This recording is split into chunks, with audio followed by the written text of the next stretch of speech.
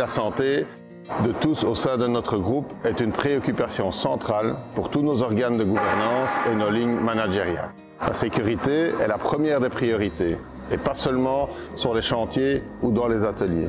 Cette vigilance pour la santé des collaborateurs concerne tout le groupe, toutes les activités confondues. L'attention quotidienne, la vigilance partagée et le respect des règles sont essentiels pour notre vie et aussi celle de nos prestataires et de nos parties prenantes. Dans ce cadre, nos Golden Rules sécurité ont d'autant plus de sens. Adopter ces bons comportements simples aidera chacun d'entre nous à nous protéger.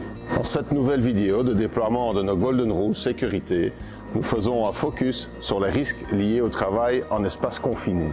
Nombre de nos équipes y sont souvent confrontées lorsqu'elles travaillent dans des puits et des fosses, à l'intérieur d'équipements tels que des fours ou dans des cuves, dans des galeries et bien d'autres encore. Nos règles qui sauvent des vies.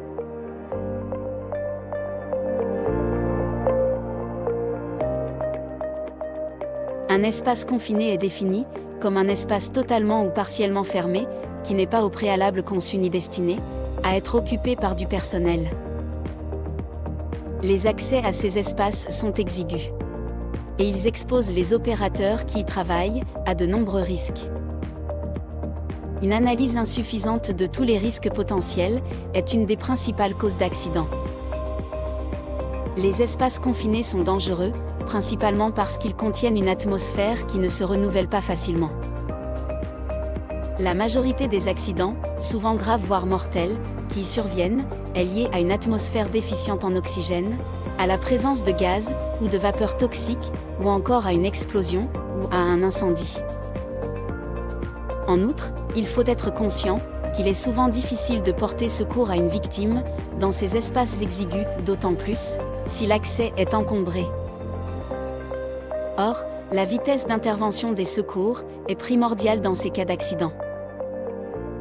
Ne pas élaborer un plan d'intervention des secours en cas d'accident peut entraîner de graves conséquences. Dans tous les cas, travailler en espace confiné, sans vigie à l'extérieur, constitue un risque majeur.